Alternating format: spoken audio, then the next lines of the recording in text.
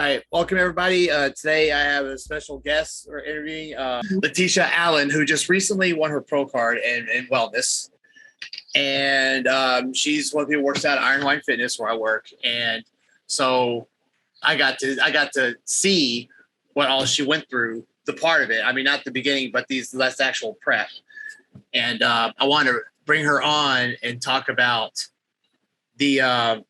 Some of the physical game, but mostly just the mental game behind it, because I don't think people realize, the bodybuilding community in general is a very small community. Mm-hmm. And a lot of people are interested in it. A lot of people want to do it. But then when you get, especially at the level that you're at now and getting to that level, I don't think they realize what all goes into it. And we talk about it on my muscle connection stuff, but to hear different people's aspects is also help out a lot. So I know you've got that prep was pretty. You had to go through a lot to get it, and it was worth it in the end.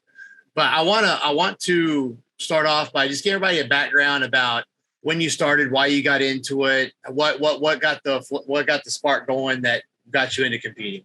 All right, so hi everybody. So I actually started bodybuilding in 2017, and I started as a figure competitor. Back then, obviously, wellness wasn't a part of the NPC in America, IFBB Federation in America. So it was in South America and other places around the world, but I didn't know anything about it. Funny story, my first actual coach told me, he looked at me, he was a guy from Puerto Rico, and he said, you know what, you actually be good for wellness, but we don't have it in America, so we're going to go ahead and push you to figure. I was just like, okay, in one ear and out the other ear. But so I was in Turkey then, in the military. I'm a veteran. So I got started there. And one of the biggest things that made me get started was I wanted to better myself, because I had just gotten out of, went through some things, and I just wanted to pick myself up and make myself better. For me, that was starting in the gym to physically transform myself, and also mentally and emotionally transform myself. So 2017, I started figure. I actually won the first competition that I did in figure, but it was a very small show. I don't really think it counts. It was a military show, but for me, it meant something. That was the driving force that said, hey, you can do this. And it just really just made me better in so many ways. So, and then I just continued on up until 2019. I did my last figure show. And then that's when they made the announcement for wellness to come to America. And at that time, my coach was like, hey, this one will fit you better, because we had so much trouble getting my legs down. Naturally, I'm just kind of heavy on the bottom side, which is perfect for wellness. And my physical genetics is just more structured for wellness. So we made the transition to, hey, we're going to start focus on training this way. We're going to put you into this category. Even then, I didn't really know what it meant until I trained for about 8-9 months, and then stepped on stage for my first wellness show and won overall in wellness. And I was like, okay, we're on to something here, So that was that in Chicago at the Atlanta, the Chicago Pro in Atlanta. Okay. Yeah, when they did it the first time in 2020, that was my first wellness show. So, and then from there, I was just like, okay, this is me. You found your mold, what you fit into, and you're like, okay, right, this is made for me. This is what I'm going to do. Mm-hmm. Yeah, because in figure, I loved bodybuilding. I loved the journey. I loved everything that it pushed me to be and to become, and just how it transformed my life in so many ways. But it was so difficult for me to actually see, even doing well on a national level stage, because I was looking at those girls, and then I look at me, and I'm like, oh goodness, this is going to be tough, So, but once wellness came and I started seeing the girls that have been doing it for a while, and been comparing myself, and okay, I actually could make this happen, So, and then first show for wellness, won the overall. And I think 9 months later, I was a pro. I became pro in wellness. So, that's my journey. That's actually a short time from getting into wellness to turning pro, was 9 months. Now, granted, you started years ago, but for the point of the category to open up to turn in 9 months is pretty astonishing. And, I want to make a side note with this for people that have never been involved with this or seen people in these categories, even in the bikini categories or anything, when you get to the pro level, the pictures, the magazines do not do justice. When you see these people in person, after hearing about what people like Leticia does and some of the other people I've had on here to get to that point, once you see them in person, you're like, now I see why you got to do all that, because these people, the way they look is on another level. I remember the first time I saw Brandon Curry in person, was like one of the first bodybuilders I've seen in person. This was before he went to Kuwait and got all jacked. I mean, these guys look photoshopped in person. Yeah. And when you see bikini athletes in person, you're just like, holy shit. Like they all look, there's nothing average. Like they stand out. Even the ones that aren't muscular. So just something about them, how they're built, stands out. Yeah. And to get that, if it's something you usually haven't seen or you've never seen before, you probably got to do some shit you've never done before or very rarely heard of to get to that point. Yeah. So, when we get ready, we're going here right now to talk about the sacrifices she's made mentally and physically and all the work she's had to put into it. This is what it takes. And the biggest, you can look at the work. I always say I could give you a diet and a program and people will be like, oh yeah, I can do that. But then you start getting life, you start getting the low energy, you start like your tire goes flat on a normal day. Okay. You change your tire. But when you're depleted, you got to get somewhere a certain amount of time and get a meal in or something. And then your tire goes flat. And for some reason, you just think the whole world's coming down because then you're on your way to pick your kid up so you can take them home so you can go get this meal in and go train. And it completely almost like it throws a wrench in it. But it's, it creates this mental like cascading, like a snowball rolling downhill. And if you're not a mentally tough person, you either will become one or you probably won't get very far. I know myself still every day I do this, I get a little mentally stronger. I learn new things. I've been doing this shit and training people for like 10 years. So it's, I don't know. I think a lot of people have this misconception that it's just, I'll just eat and train and do the work and then I'll get there. It's like, no, you got to deal with this. You got to deal with life. You got to go to your job. You still got to make money. You got to do all this shit.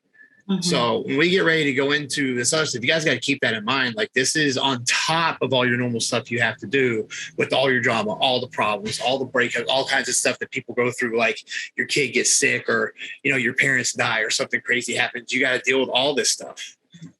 So the depleted state is even tougher, like you're saying. Yeah. So, I know for you to get there, you did a lot of work. You were in the gym a lot. I think that's where we started talking a lot. You'd come and do cardio in the morning. But how like you were really tired for some of it. I remember you coming in and stuff. I go into what kind of stuff would eat at you when you would get through it? Because I know just the beginning, before we get into how you went to the first show and then the second one, stuff, because I know that's an old battle right there. But just initially, when you got into it, it started getting rough. Like what things get to your mind, and then what do you do to overcome it and keep pushing?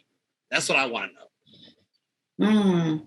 That's a good question. So thinking back, really, to this point, it had been years since I've been training, and then also I kind of, in my profession, I've done, mental health work and stuff like that. So I kind of know I've had a lot of practice on myself, So, but I think really the biggest thing for me was that I decided that I wanted to do this.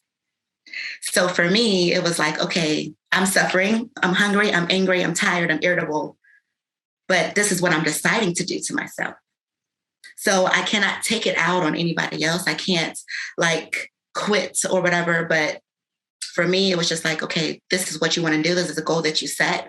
So anything outside of that, that would get in my way, I would X out. I don't go to parties. I don't be around negative people. I have like a really small circle and I control my circle, and I do that for a reason, especially when I'm in prep. So I don't let a lot of stuff bother me, but the biggest things that bother me is me, to be honest, because I want to quit. I don't want to get up in the morning because I'm tired. But then I say, okay, well, Leticia, this is something that you decided to do. So, a lot of the times I was fighting with myself, like, why am I making myself suffer? You know what I'm saying? I don't know if that makes any sense, but, fighting with myself, like I want to eat something, always have cravings and stuff. But I think once you get to a certain level, you start to narrow out a lot of the outside factors or things that might normally trip up I don't want to say a beginner, but somebody that hasn't been doing it for so long. But just getting to the point where you're really deep in prep and you want to give up mentally, and you have to push past those walls of like weakness or low self-confidence because you don't believe in yourself. So for me, it was more so looking into myself every day and saying, but this is your goal and this is what you decided to do. So you get up and get your ass to the gym and do it. And you make your meals and you eat your meals. Because I think one thing I didn't mention to you also is in this prep from the beginning, I went through like a self-esteem kind of thing. Like I didn't really, like I said before, I didn't really believe in myself as a figure competitor. So coming over to wellness, I actually made a decision to change my coach. Got with a different coach, kind of like one of the top level coaches for wellness. And that was me deciding that I was going to believe in myself. That was a decision. I was like, I'm going to invest in this coach because he's a top level coach. He knows what he's doing. I trust in his expertise. I'm putting all this money down. And that's another thing people don't know or don't really realize. Competing is very expensive. It could get very expensive. So for me to like actually make that investment into him, I wasn't going to let myself down. But when it got to be really tough, I just had to say, okay, well, you put this money down. You decided that you want to do this. Stop bitching, stop complaining, and get past this. Because for me, it's just like, if I say I'm going to do something, I'm going to do it. And that's just me. That's who I am. And once I make my mind up to do something, I'm going to make sure it gets done. So it wasn't a factor that I was going to allow myself to quit. It was just, how far can I push myself? How deep can I push these negative thoughts down to where they're no longer a factor? And then I just start to like overcoming them and believing in myself more and strengthening my mental fortitude and strengthening my belief in myself and my confidence. So for me, it was more of an internal battle than it was anything external. Was when you thought about, when you think about, or when people in general think about quitting mentally, and because they want that simple satisfaction of not being in pain or not being tired or not being on prep. People have to remember that, you make that decision, okay, it's over, but now you got this regret that's going to be weighing on you for a long time. Exactly. I always say, I wanted to do this. One of the reasons I got out of the Navy is because I wanted to pursue this career because I had a knack for training people, and I just loved bodybuilding since I was a kid. And I'm like, I am some way going to find a way to make a living in this sport one way or another. Mm-hmm. So but in the Navy, I was like EP sailor. I was getting promoted first time up. Somebody's like, why do you want to throw this away? And I say, because I don't want to be Mr. What If 10 years down the road. Right. Like, what if I would have done what I wanted to, would I have made it higher? So when she's talking about the mental game and people talking about wanting to quit, you don't want to be that what if person down the road. Like, at least if you go and you fail, you at least know you weren't cut out for it. I mean, I think that would be a more satisfying feeling than just not even trying. Agreed. So it's, but you know how it gets when you're in there, you forget about this shit until it's over. You're like, fuck, I should have stuck with it. I've had that feeling before. I don't want that feeling again. Right. And I remember this part. I would come in and talk to you like, yo, today sucks. And we've had many conversations in the gym when I'm walking in there like a damn zombie and I got to go do my hour of cardio. And I told you some personal things that were happening to me during prep that I had to get past. It was no like giving up on that because I knew, just like what you said, if I were to say, oh, I quit, screw this, I'm not going to do this anymore, then I would feel, I don't know. I don't think I could have handled that feeling because I put so much into, I invested so much energy into that goal and into that thought of, hey, Leticia, you are going to try your best and you're going to do this. You put this money in here. You know what? You're going to go for this. And if I would have not done that, if I would have gave up and succumbed to the cravings, the tiredness, the crankiness, I don't know, anything, I would have regretted it. I would have regretted it. Here's a kind of off the wall question, because you mentioned the cravings. Because this is it's a theory I have. So I used to be like this too. So people that have the cravings and stuff, I asked them this question. You're feeling like shit because you're low on energy, and then you eat something that you shouldn't, and you feel better because you got a little energy and stuff. Do you think that because doing that, we somehow subconsciously program ourselves to thinking that eating bad food makes you feel good, so we always do it when we feel bad? Oh goodness, it's a whole thing. It's a whole thing. So you have a relationship with food. And that's something that everybody really has to address, especially if you're going to get into this world of bodybuilding. You have to understand your relationship with food and how you react to certain things in life and what that translates into what you're putting into your body. So food is like a universal, thing that people come around to like celebrate. People use it as like stress relief, good or bad stress, you're eating. It's just like, but we have to really understand, like, food isn't making you really happy. Is it really making you happy? Or is it just the satisfaction of making that connection with, I don't know, an emotion that you think is going to like heal whatever you're going through, if that makes sense. Because you said it makes you feel better, but at the end of the day, you knew that you ate something that you weren't supposed to eat. So are you really feeling better? Because then after that, initially you're going to feel like, oh man, that feels good. I was waiting for something like this to just make me take the edge off, make me feel better. But then, hey, I got to do an extra 30 minutes of cardio because I just consumed all this crap. You know what I'm saying? So is it worth it? Is it worth it? I'll compare it to the same way that I was in the drinking cycle.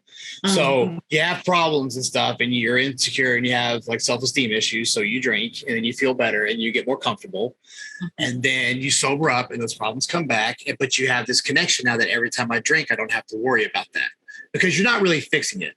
So you get in this circle; it just never stops. And this circle for me lasted a long fucking time. It's a vice. Yeah, right. I think the food does the same. Like every time you feel bad, well, if I eat something, I'll feel better. And now they're eating to be happy. They get the connection that food is happiness. Food gets rid of stress. And honestly, when you cut that off, you start realizing there's so much other shit you could have done to relieve stress and feel good besides eating. And especially in Hawaii, where there's a holiday for everything and people are eating because of everything. I mean, Hawaii is really, they eat to celebrate everything. Yeah. So it's when you train people from this culture, and they haven't been in this before, that's one of the hardest things they have to break because their family's always going to eat every time a holiday comes up. But it's a cycle, and it's you have to get the mindset of eating for purpose and the bigger picture and all that stuff. And it took me a very long time to get over it. Like I was always bad for cheating on weekends and stuff. But I think my bigger vice was the alcohol. But I wanted to ask you that because I think every time I ask it, I always get some good advice from people that have also been to where they've been in a hard prep and they've been tempted to eat. Because I mean, you diet hard, your blood sugar gets low, you're going to crave stuff. That's just part of the game. Yeah, absolutely. Yeah. And I'll say this, and then we'll get back to the next question, because another thing I want people to realize is that you train in, like the video I did about you can't compete, where I was talking about how people, I think just because they look at the world stage. Yeah. I was telling a girl this the other day because she was talking about competing, and I'm sure you can back me up on this.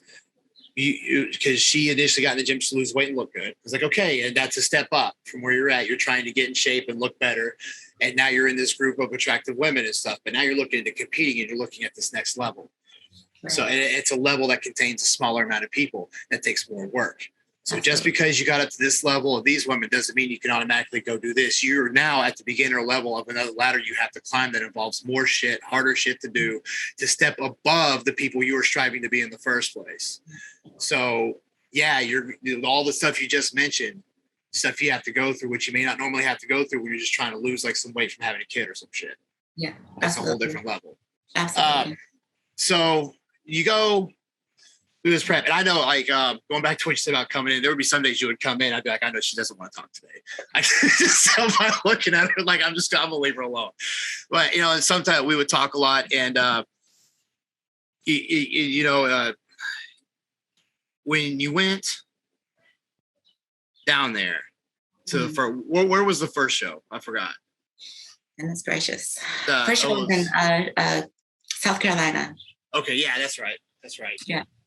And, Charleston. Yeah.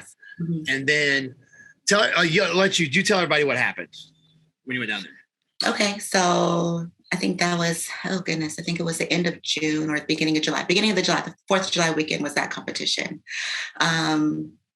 Basically, I dieted, trained, everything.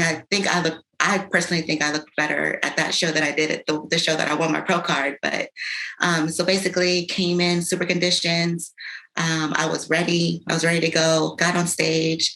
Basically, I was told that I was too lean, which is something very interesting. I said I was too conditioned. So I needed to fill out a little bit. And I was like, I just knew that I won. I just knew that I looked good. I looked the best that I had ever looked. So when I beat my last package by far, and I just knew that that it was mine. I was going to get either first or second, and that would secure the winning. But I actually ended up getting third place. And when I talked to the judges, they told me that everything was perfect, but I just needed to fill out a little bit more. So, like from the rear, especially, they said that my glutes were too lean. So I personally don't think that, but that's what the judges said. So it took me out for a little bit. Like that day, I was just kind of like, okay, wow, that was crazy. And then, the next day, I think the next day is when I got the feedback.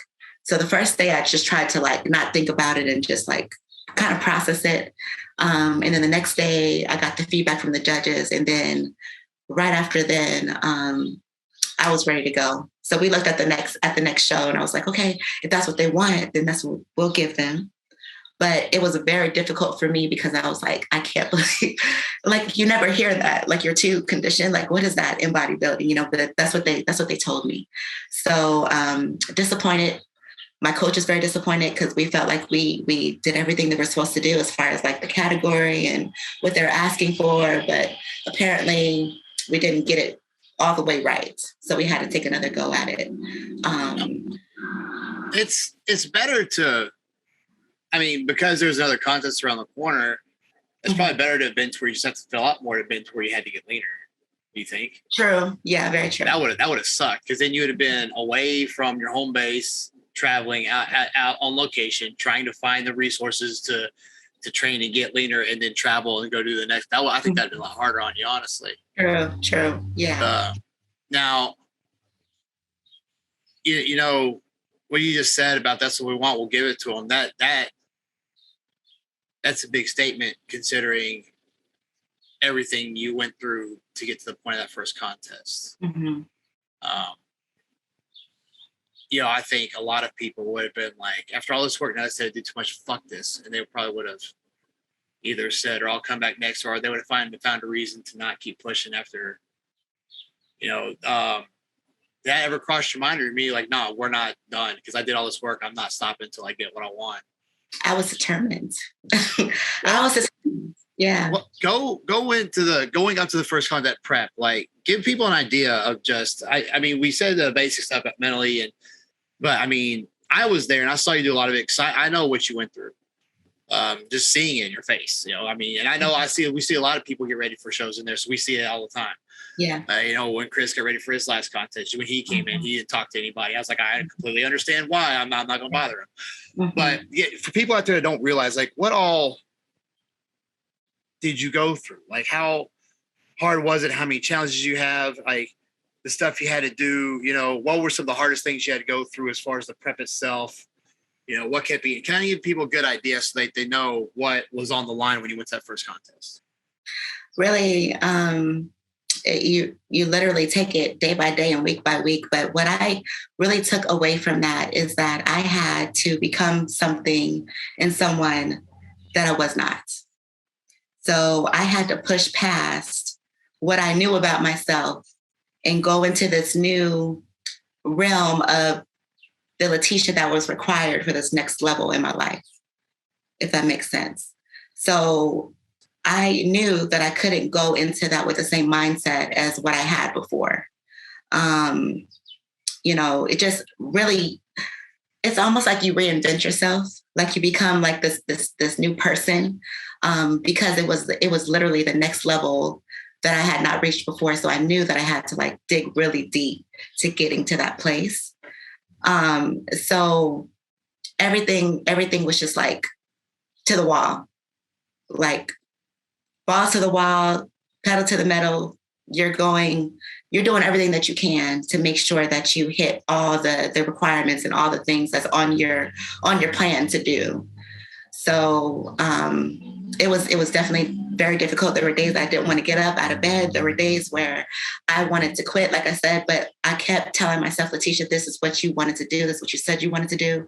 You invested in this. You invested in yourself. So make sure that you do it. And I feel like I kind of went to a dark place because you have to. Yeah, I definitely went to a dark place to where I didn't talk to certain people for days. I noticed that when I would talk to certain people or would go to certain places that it would affect me more than it typically would. So I had to really kind of isolate myself. I tried to like maintain who I am, coming to the gym. You guys are totally different there, because we're kind of in the same community. So, being understanding, like you said, oh, don't talk to her today, kind of thing. But you know what I'm saying? So that was a safe place for me. But knowing that I couldn't, you have to make sacrifices. It's just what it was. You have to make sacrifices. You have to be willing to become a different person. You have to. And that's something that I'm kind of trying to wrap my head around now, is because I know going into the pro league, I'm going to have to become a totally different person again, because it's a totally different level of I don't want to say commitment, but I'm just going to need to really up my game mentally, physically, emotionally, everything, to be able to step onto those stages. So I know what I did in these last two preps, I'm not going to be able to, 100% do everything and, be successful. Yeah. You know what I'm saying? So I'm going to have to up everything again to make sure that I'm mentally where I need to be. I'm physically where I need to be. I'm making the improvements. I'm on my diet. I'm communicating with my coach. We're on the same page. I'm doing everything that I'm supposed to do. And I know that's going to require a new me. You know what I'm saying? There's always another level. There's always another level to achieve. When you have a goal, you hit it. Mm-hmm. And if you're one of those people that just your goal, it requires a bunch of different levels. Mm-hmm. The difference between I want to pay my rent this month to I want to be a millionaire. Like there's steps there. And it's like every time you hit a step and you think, oh, you want to take a breath of relief. You're like, fuck, dude, there's the next ladder. Go get it. Mm-hmm. I think that is a mental battle that people, because it's like this shit is never over. But then, but that's number one, that's how it is if you want to make it. And number two, there's just some people that get off on that shit. Like they just don't want to stop. And that's where your Michael Jordans and shit come from. And I think a lot of that is in bodybuilders, because it's like you're suffering. You know what I'm saying? In a lot of ways, you are making yourself suffer. You're not eating. You're getting up. You're doing hours of cardio a day. You're going to the gym multiple times a day. You're putting yourself through a lot of stress. But it's almost like you chase that feeling. You chase the next level of, hey, I lifted this today. I, did this many reps, or I made sure that I didn't step out of line today. Like it's literally like it's like a high that you chase. I try to relate it to when you get out of the military and you're a civilian again, and because once you go through a prep, you're a lot tougher about stuff, about eating, about training, about making things on time, about doing a lot of stuff at one time, having a strict schedule. I try to tell people, it's like being in the military and getting in the civilian world, and you hear people bitch about stuff. You're like, man, shut the fuck up. You don't know how up it is. You hear somebody fuss about something that to you is insignificant because you've been through different stuff. And I tell people, like, what's going on? Yeah. Yeah. So it's I've had people that have done a prep and just to do it, they competed, they did okay and said, yeah, I'm good. But then they'll come back and they'll be like, man, my friend was talking about losing weight. They can't even like cook their own food. I'm like, man, you got no chance. So they have that, they start getting that same mentality.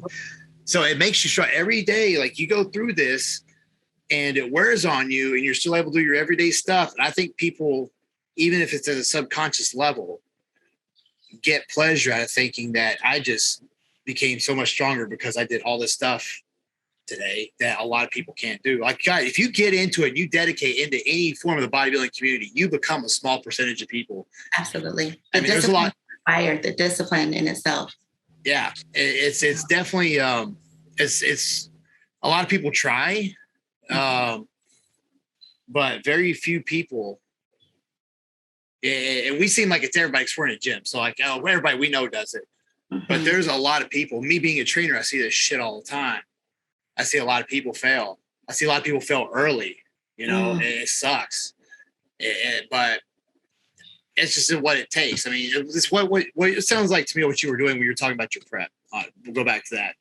Is you had this mentality like, okay, I want to be a pro athlete, so now it's time to start acting like one. So you were like manifesting the whole thing. You weren't like manifesting that, okay, I'm gonna think this is gonna happen.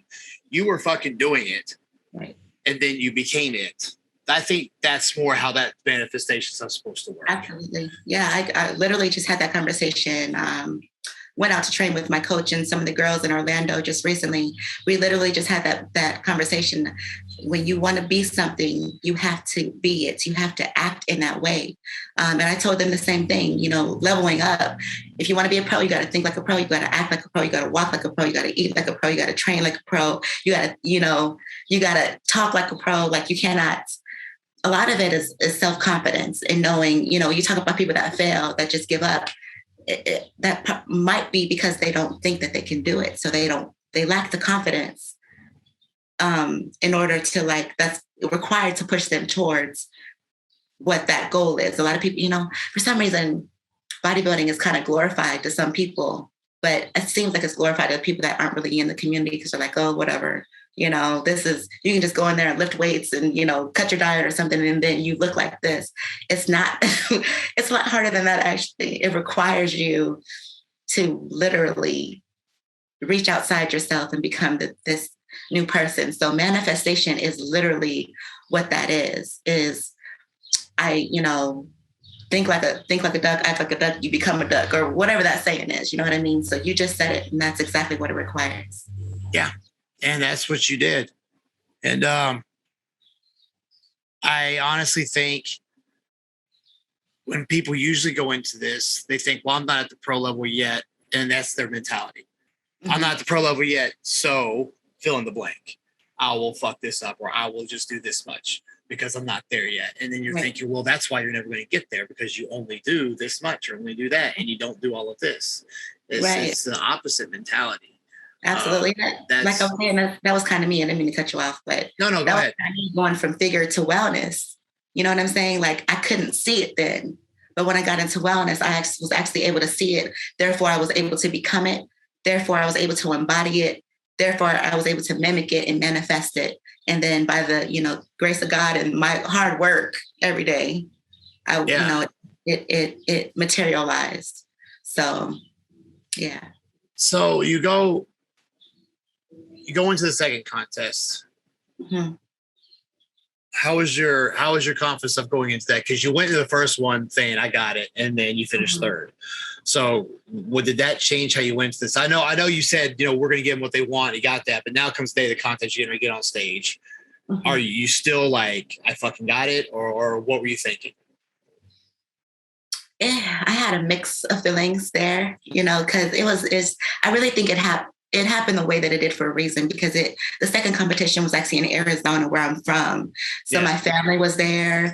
My mom and dad were able to come and see me there. So I kind of feel like it was just meant to be that way, so they could be there with me to share that experience. So it was like I had to peel off layers of my mind in those weeks. I think it was like 3 or 4 weeks. I think 4 weeks or whatever, because it was the 3rd into the 31st. The 31st was the second competition. The 3rd was the first competition of July. So literally just a month separation of time. But I felt like I had to peel off layers of, just what it was, because I didn't understand it, because I was like, I got this. I got this the first one. And then I was like, okay, shit, I don't have it. Now we got to adjust. I got to go back to the drawing board. My family's here, so I feel more supported. So I feel more at ease. And, I just felt like it was kind of meant to be. So I felt a different level of satisfaction, because it was just so wonderful to have my family there. So in a sense, I was like, we're going to kill this prep. But then in a sense, I was just like, just more free, like more of a free feeling, because I was so happy that I was able to share that with my family.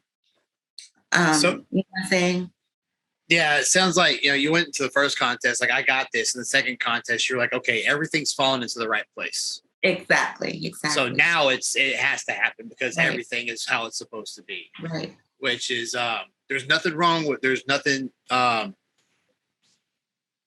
do I say it? Like, there's nothing negative about either approach, because you were positive going into it. But that second one, it seems like there's this extra level you didn't expect. Like, oh, now they're here and all this is going to happen. Like, it could either hit somebody's a lot of pressure, or it could hit it like, okay, this is the one, because this is exactly, if I want it, like, this is exactly how I want it. So this has got to be it. And it was almost like, excuse my language, but fuck it, No, I was just like, okay, so went to the first show, looked great. They said I didn't look how they wanted me to look. So we're going to do the same thing, but tweak it a little bit. So it was a mix of me having confidence in myself, knowing that we were there, given the judges' feedback, but that also I just needed to change just a little bit of, things. So coming in a little bit fuller. I mean, that's an easy tweak. It's a minor thing. It's a minor thing. It's a very small thing. So literally my peak week, everything was the same, except for my peak week was a little bit different on how we came in. Yeah. Right. So like we started carving up on Monday. Like, come on now. That was not happening the first one. Obviously, yeah. We went about it differently. So, and I was just like, you know what? If in fact, this is what they said that they wanted, we're going to give them what they want. And if it doesn't happen this way, then shit, I'm just going to have to like really step back. But it, like you said, it was like it was meant to be, because my family was there. All I had to do was make a small tweak. I gave them exactly what they said they wanted. And they said, if I do that, then it's mine, and that's what happened. Yeah. So it just all came together. And with me training competitors, I've seen that if the judges give you feedback and you at least show that you progress towards what they want, they are going to reward that. Right.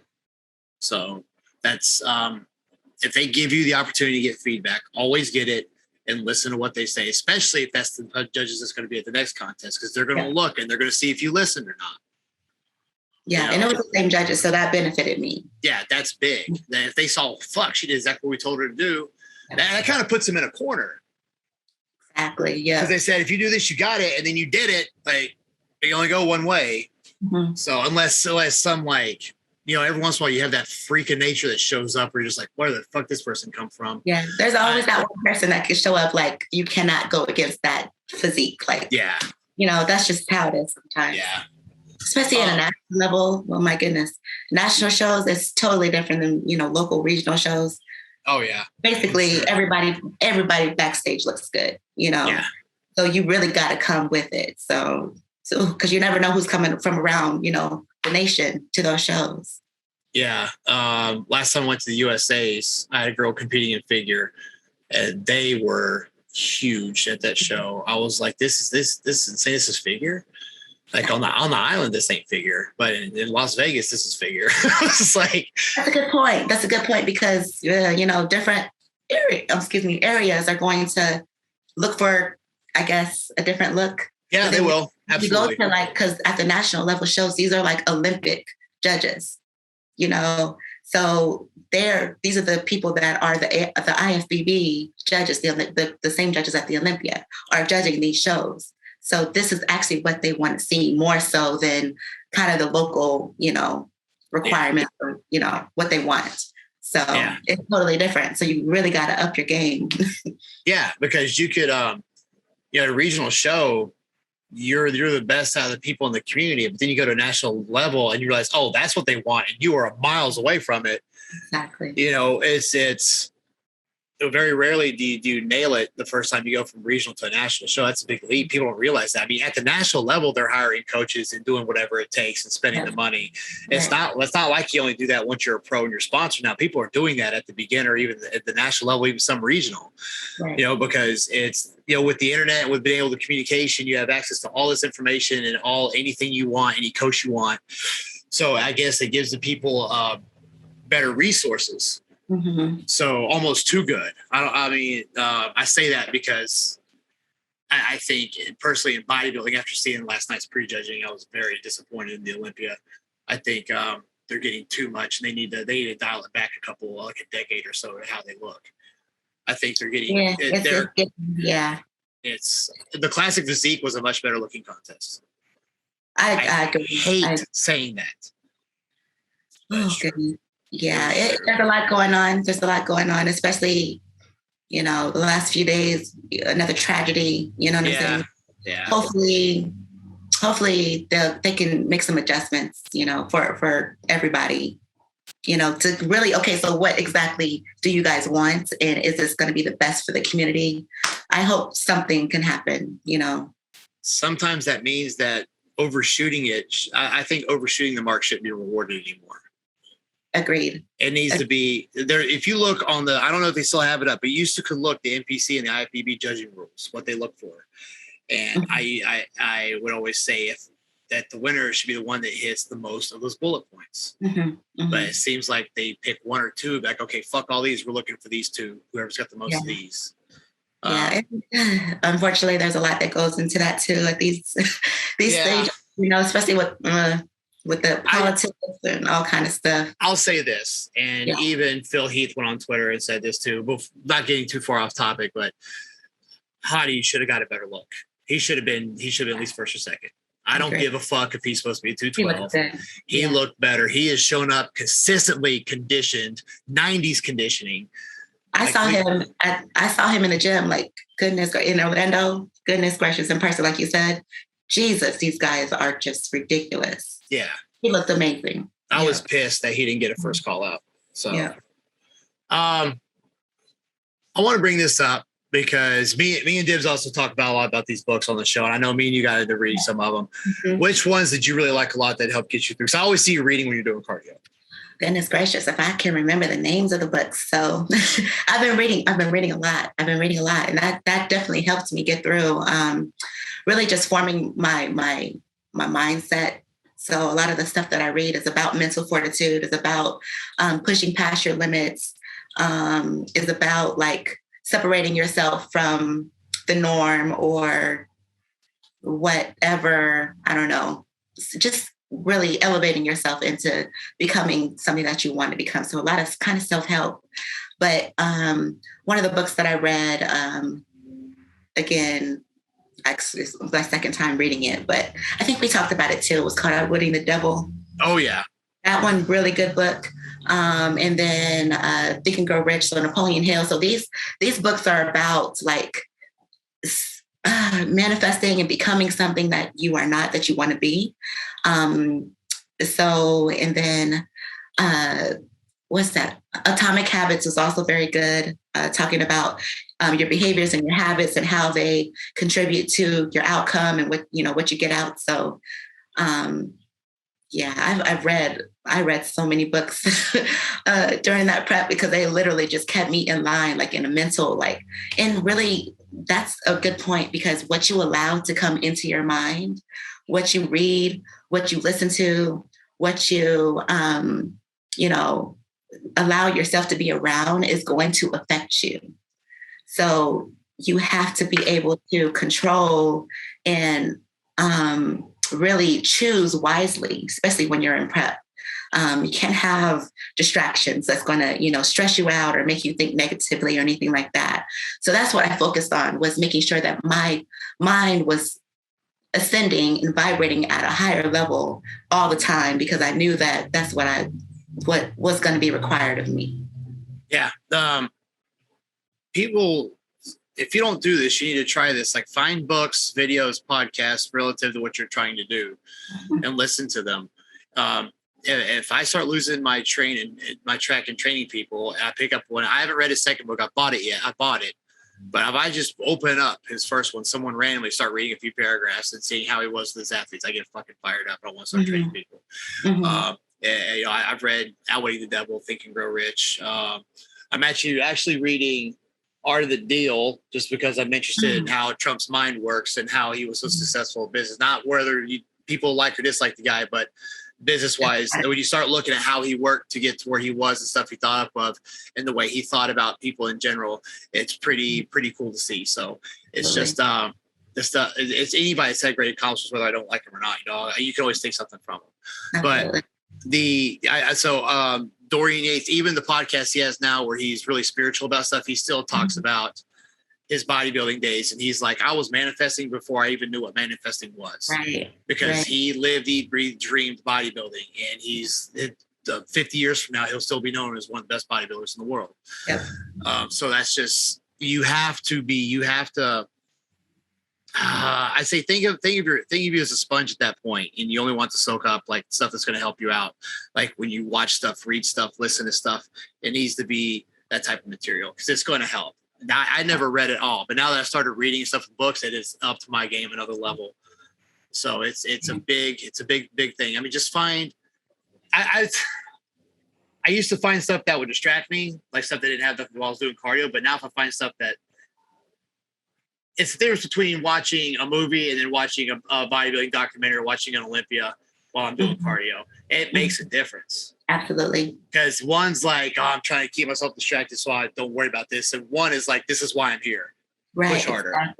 Exactly. So you keep yourself in that mindset, in that mind frame. And like I just touched on, like when you're vibrating, kind of words that doesn't make sense, but it makes sense. But when you vibrate mentally at a high frequency and at a high level, and if you're keeping yourself in that vision, if you're always thinking about, hey, I'm going to make it towards this, what do I got to do to make it towards this goal, like keeping that positive mindset, keeping that positivity always around you, not allowing negative thoughts like, oh, I'm going to fail, or I didn't, eat, I ate 12 ounces instead of 10 ounces or whatever the heck, I missed the mark or whatever it can be. But just making sure that you are constantly strengthening your mental fortitude. And that's, like you said, that's the difference between, because I used to just listen to music or just watch like a random movie, but it's not the same. It's a total different outcome that you get when you actually have inputs that are constantly coming in that are going to continue or keep you on that path, on that goal, in that mindset. Because it's not just like, what are those people called? Like they shoot like long distance, a sharpshooter, yeah. You're dialed in. You have to zero in. You have to like get your targets set up. And once your targets are set up, and if you're in that line, practicing whatever, you're going to hit that target. So you always have to have your mind and your sights on the target, and keeping good things coming into your mind all the time, and reading the right books, listening to the right podcasts, the right, people that have done it before, like Dorian. That definitely helps. It keeps you on that track, and that's very important.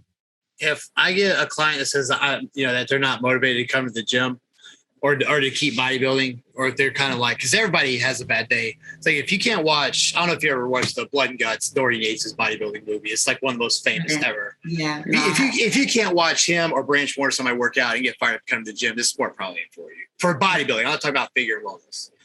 But that's, you gotta, it definitely, I like the sharpshooter analogy, because even when you've got the target in sight, you have to think about how long is it? How far is the bullet going to drop? The wind's coming in. So how do I have to change? So you think it's just point and shoot, but then you start looking into it more and you realize, oh, there's all this other stuff I have to take in order to do it. So that's the books, the podcasts and stuff. Right. And when you start doing this and we just talked about this on on the MMC right before we came on here.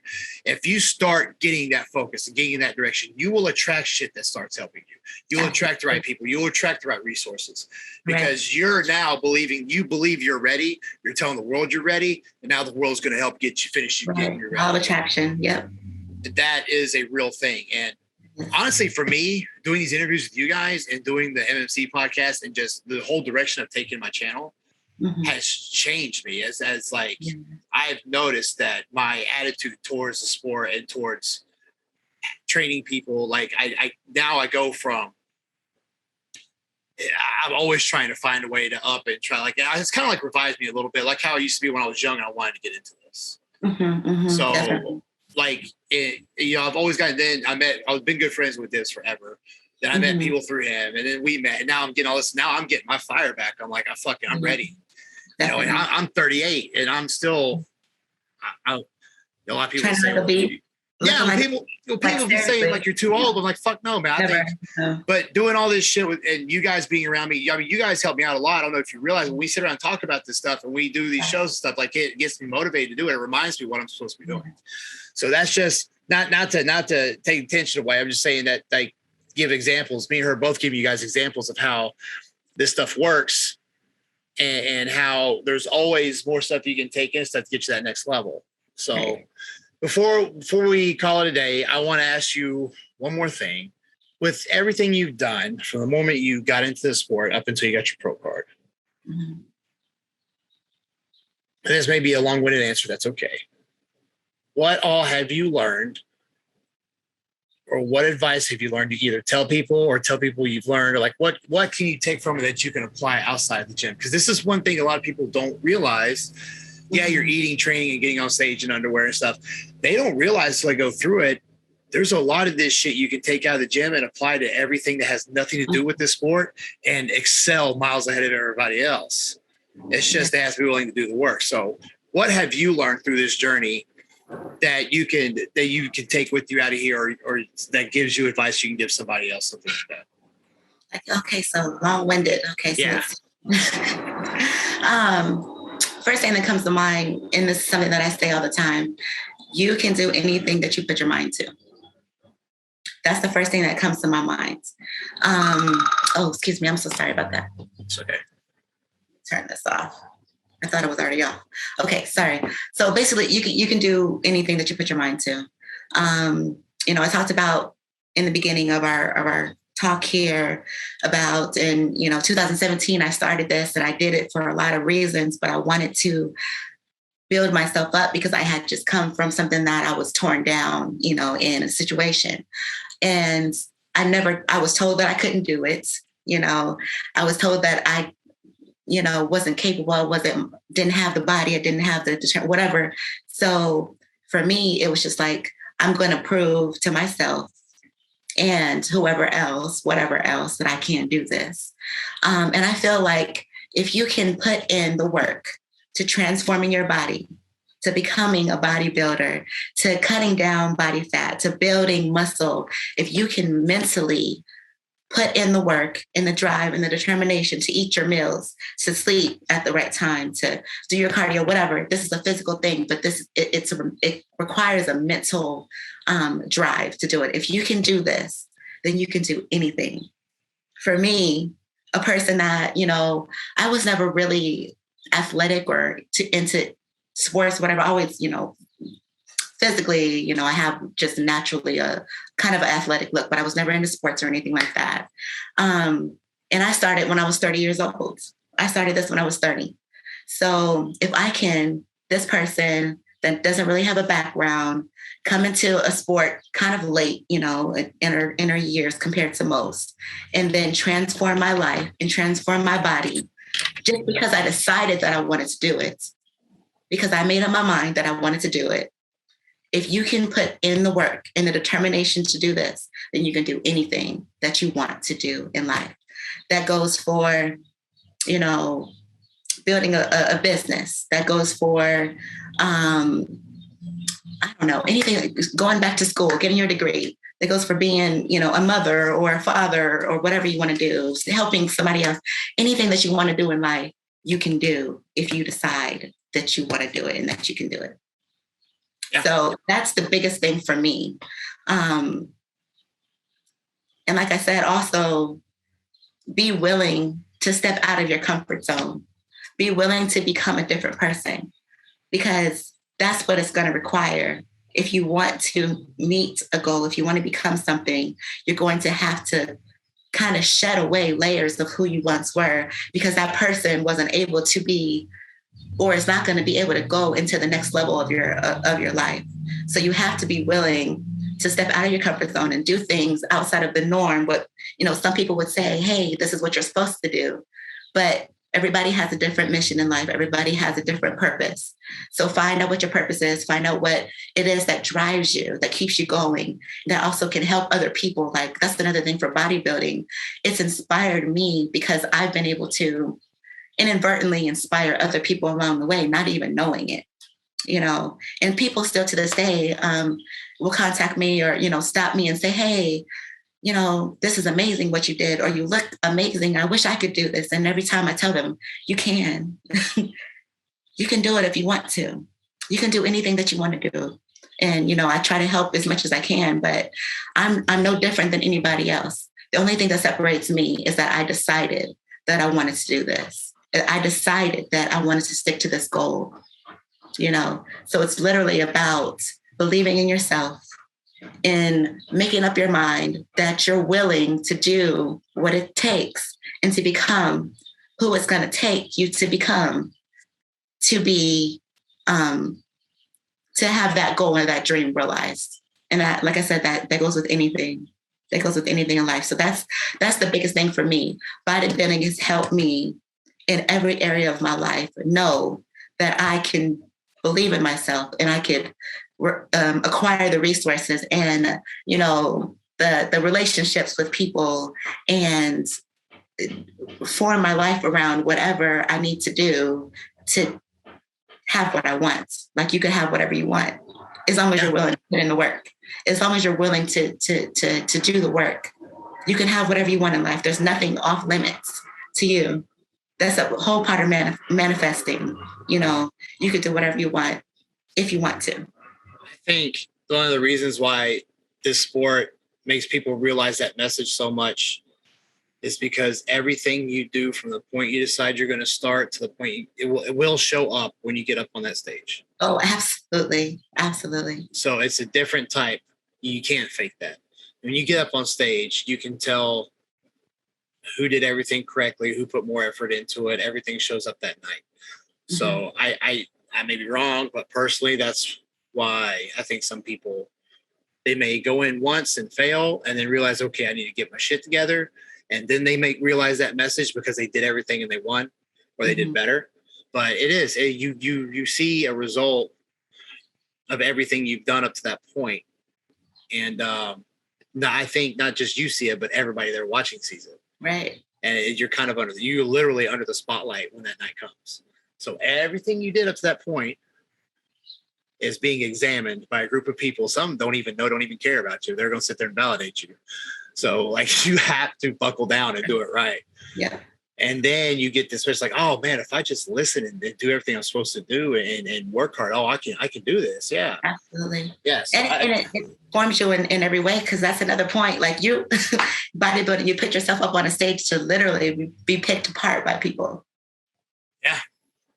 But to me, that's like, I love positive, or sometimes it's positive, sometimes it's not so positive, but constructive feedback. Because how is she going to get better? Yeah. That's something people today, I think, are not very thick-skinned, and that's hard for them to deal with. Yeah. But you got to hear that stuff so you can how are you going to fix it if you don't know what's wrong? Exactly. So, Leticia, I cannot thank you enough for coming on and doing this for us. Let people hear what you had to say. Yeah, thank you for coming on. To share your story with everybody. And have you got any ideas what's for you in the future yet, or are you just still kind of chilling out for right now? So we are waiting for that schedule to drop for next year.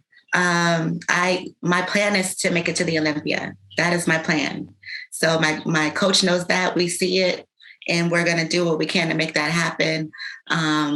Hopefully I'm praying maybe I could win a show, top two, whatever. I don't know if hopefully they do top two again this next year. But even if it requires me to rack up points, that's my goal. If I could do it this year, next year, if not to 2023. But so that's what I want to do, and then from there, it just continues. I make it and then I just keep going up, So I came into this because I wanted to be the best version of me. And I think that would be just literally a dream realized if I could one day make it to the Olympics. So obviously that's the goal for, I think, any competitors, to try to be the best. So, or one of the best. So that's what we're going to do. So hopefully we'll step on stage. Maybe I think most of the shows start March or something, April, May, something like that. We'll target around that time frame.